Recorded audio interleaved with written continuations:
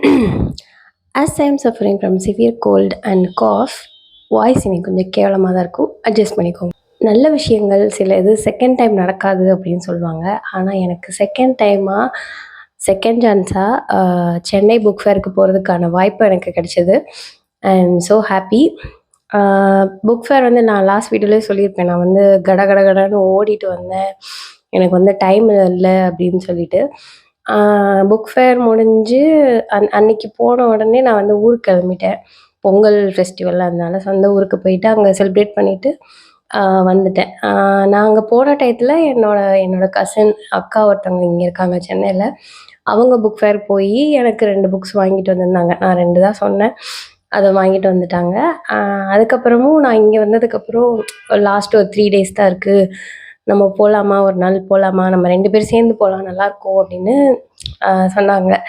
எனக்கும் வந்து இந்த ஓரத்தில் ஒரு ஆசை இருந்துகிட்டே இருந்தது, போகலாம் போகலாம் அப்படின்ட்டு. ஆனால் ஹெல்த் ஒத்துழைக்கலை. ஒரு என்னால் ரொம்ப சளி பிடிச்சி ட்ராவல் பண்ணதில் கொஞ்சம் டயர்டாயிட்டேன். அதனால சரி நானும் போகமாட்டோம் அப்படி தான் நினச்சிட்டு இருந்தேன். ஆனால் சரி நம்மளும் ஒர்க் ஃப்ரம் ஹோம் வீட்டுக்குள்ளேயே தான் கிடக்குறோம், போயிட்டு வரோம் அப்படின்னு சொல்லிட்டு போயிட்டு கொஞ்சம் புக்ஸ் அள்ளிட்டு வந்துட்டேன். இதெல்லாம் தான். இதுவே வந்து லாஸ்ட் டே போனதுனால கொஞ்சம் நிறைய ஆஃபர்ஸ் கிடைச்சிது. அதனால அதெல்லாம் தான் நம்ம வந்து பார்க்க போகிறோம் இன்றைக்கி. ஃபர்ஸ்ட்டு வந்துட்டு நான் புக் ஃபேர் நான் போனது வந்து ஃபர்ஸ்ட் வீக்கெண்டே போயிட்டேன். அதனால் அதுக்கப்புறம் தான் நிறைய ஆன்லைனில் வீடியோஸ் வந்து நிறைய வர ஆரம்பிச்சிது. நிறைய பேர் வந்து இந்த மாதிரி ஸ்டால்ஸ்லாம் எக்ஸ்பிளைன் பண்ணி, முக்கியமாக ஆல்டிஸ் அரட்டை அரங்கம் அப்படின்னு அந்த சேனலில் வந்து எல்லாத்தையுமே எக்ஸ்பிளைன் பண்ணியிருந்தாங்க, நிறைய ஸ்டால்ஸு அண்ட் நிறைய புக் ரெக்கமெண்டேஷன் கூட வந்திருந்தது. அதில் எனக்கு ரொம்ப பிடிச்சிருந்தது வந்து இந்த சீர் வாசகர் வட்டம் அப்படின்னு அந்த ஸ்டால்லேருந்து நிறைய புக்ஸ் வாங்கலான்னு நினச்சேன். அங்கே வந்து ஃபர்ஸ்ட் வந்து இந்த புதுமை பித்தனோட கதைகள் வாங்கியிருக்கேன். என்கிட்ட ஏற்கனவே ஒரு பழைய எடிஷன், ரொம்ப பழைய எடிஷன் ஒன்று இருக்குது. என் தாத்தாவோட புக் ஒன்று இருக்குது. ஆனால் அது வந்து ரொம்ப டேமேஜான கண்டிஷனில் இருக்குது. அதனால சரி அதுலேயும் கொஞ்சம் கதைகள் தான் இருக்கும். இதில் வந்து நிறைய கதைகள் இருக்குது. அதனால நான் இதை வந்து வாங்கினேன். இதோட விலை பார்த்திங்கன்னா 50 ரூபா தான், ஆஃபரோட போக. அதனால எனக்கு ரொம்ப ஆச்சரியமாக இருந்தது, இந்த ப்ரைஸ்க்கு புக்கெல்லாம் கிடைக்குது, அதுவும் புது புக் கிடைக்குது அப்படிங்கிறப்போ. அதுக்கப்புறம் வந்து பெண் ஏன் அடிமையானாள் அப்படின்னு பெரியார் எழுதின புக்கு, இது வந்து 30 ரூபாய்க்கு வாங்கினேன். ஜெயகாந்தனோட ஒரு புக் வாங்கணும்னு பார்த்துட்டு இருந்தேன். அது வந்து என் அக்கா வாங்கிட்டா. அதனால சரி அவள் படித்து முடிச்சதும் நம்ம வாங்கி படிச்சுக்கலாம் அப்படின்ட்டு வந்துட்டேன். அதோட கவர் வந்து ரொம்ப அழகாக இருந்தது. நான் இதை வாங்கினதுக்கு எனக்கு இது வந்து ஃப்ரீயாக கொடுத்தாங்க. அப்புறம் புதுசாக ஒன்று வந்து இங்கிலீஷில் ஒரு நாவல் வாங்கினேன், குட் மெட்டீரியல். ஜென்சி மத்தியில் ரொம்ப பிரபலமான புக் இது. இந்த புக் வந்து நான் ரொம்ப தேடிக்கிட்டே இருந்தேன் எல்லா ஸ்டால்லையும், ஆனால் கிடைக்கல. ஒரு ஸ்டாலில் மட்டும் இவங்களோட இன்னொரு புக் இருந்தது, கோஸ்ட்ஸ் அப்படின்ட்டு. அந்த புக் வச்சுருந்தாங்க. நானும் அப்படியே உத்து பார்த்துக்கிட்டே இருந்தேன், சரி இது கிடைக்குமான்ட்டு. அப்புறம் அந்த ஸ்டாலில் இருந்தவங்களே அவங்க வந்து பார்த்துட்டு, என்னம்மா என்ன வேணும் என்ன சொல்லுங்கள் நான் எடுத்துறேன் அப்படின்னாங்க. எனக்கு வந்து இந்த ஆத்தர் எழுதுன இந்த குட் மெட்டீரியல் இந்த புக் எனக்கு வேணும் அப்படின்னு கேட்டேன். அவங்க வந்து அந்த புக்கு பின்னாடியே இது இருந்தது. இது ரேட்டு சொல்லவும் எனக்கு வந்து ஐயோ இவ்வளோ ரேட்டு கொடுத்து ஒரு புக் வாங்கணுமா அப்படின்ட்டு நான் நகர ஆரம்பித்தேன். நான் பார்கெயின்லாம் பண்ணல, சரின்ட்டு அப்படியே வச்சுட்டு நான் நடக்க ஆரம்பிச்சிட்டேன். அவங்க வந்துட்டு நான் குறைச்சி கேட்டுட்டு இருந்தாங்க, இந்த ரேட்டுக்கு ஓகேவா, இந்த ரேட்டுக்கு ஓகேவா அப்படின்னு. இல்லை பரவாயில்ல, எனக்கு இது செட் ஆகாது அப்படின்ட்டு நான் வந்துட்டேன். சரி ஃபைனலாக ஒரு அமௌண்ட் இருந்தாங்க, வச்சுக்கோங்க அப்படின்னு சொல்லிட்டு கொடுத்துட்டாங்க. லாஸ்ட் டே ஆகுதுனால உங்களுக்கு ஆஃபர் வச்சுக்கோங்க அப்படின்னு சொல்லிட்டு எனக்கு வந்து ரொம்ப சந்தோஷமாக இருந்தது. இதை வாங்கிட்டு வந்துட்டேன். சரி இது வாங்கணும்னு இருக்குது நமக்கு, எப்படியாவது வாங்கிடுவோம் அப்படின்னு சொல்லிட்டு எனக்கு வந்து பார்கெயின்லாம் பண்ணவே தெரியாது சுத்தமாக. என்கிட்ட ஒரு பொருள் வந்து 110 ரூபாமா அப்படின்னா கூட, இல்லை 112 ரூபாமா அந்த பொருள் அப்படின்னு சொன்னாங்கன்னா, ஒரு 110 ரூபா வாங்கிக்கிறீங்களா அப்படி தான் நான் வந்து பார்கெயின் பண்ணுவேன். என்னை வந்து எல்லோரும் கேவலமாக திட்டுவாங்க, இவ்வளோ பெரிய பிள்ளையாயிட்டேன்னா. பார்கெயின் பண்ணுறது எனக்கு பொறுத்த வரைக்கும், இப்போ நம்ம சூப்பர் மார்க்கெட்லாம் போனால் பார்கெயின் பண்ணுவோமா, இல்லைல்ல.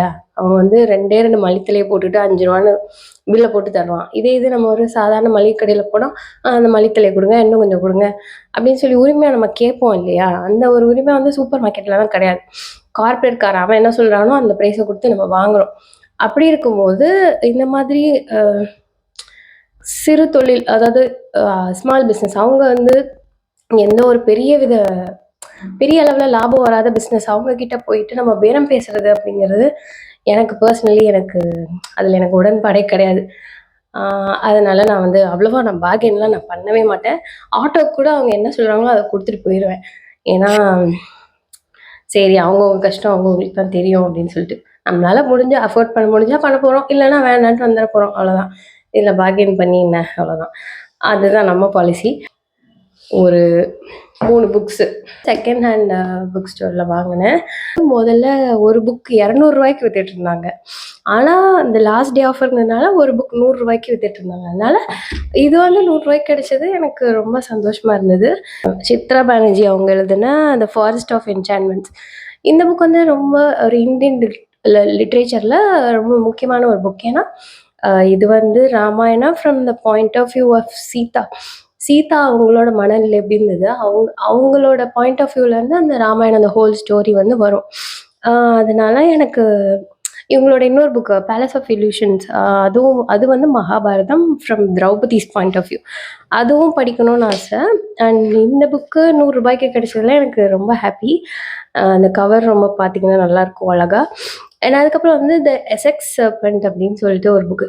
இந்த புக்கு அந்த கவர் அந்த ஸ்பைனை பார்த்ததுமே ஐயோ இந்த புக்கு 100 அப்படின்னு நான் தூக்கிட்டேன்.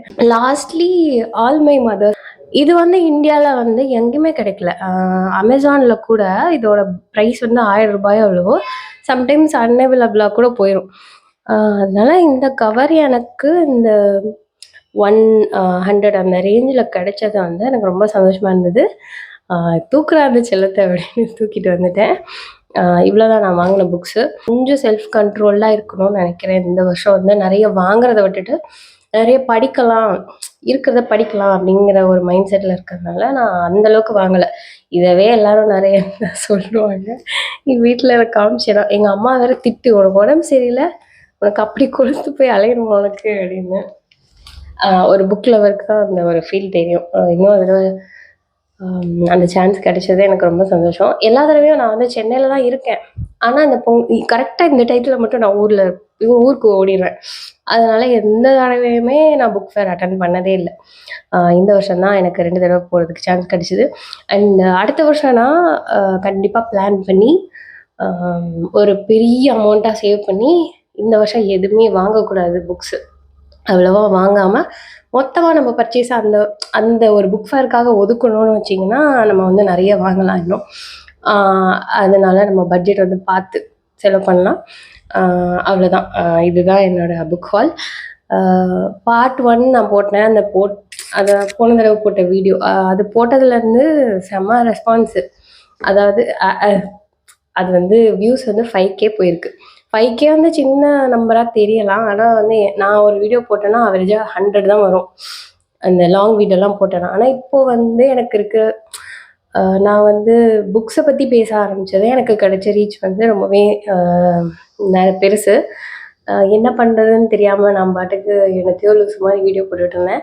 ஆனால் இப்போ தான் எனக்கு ஒரு தெளிவு வந்திருக்கு. சரி, எனக்கு பிடிச்சதை பற்றி நான் பேஷனேட்டாக நான் பேசும்போது அது எல்லாராலையும் கனெக்ட் பண்ணிக்க முடியுது அப்படிங்கிறப்போ ரொம்ப சந்தோஷமாக இருந்தது. ஸோ அவ்வளோதான். தேங்க்ஸ் ஃபார் வாட்சிங். பை.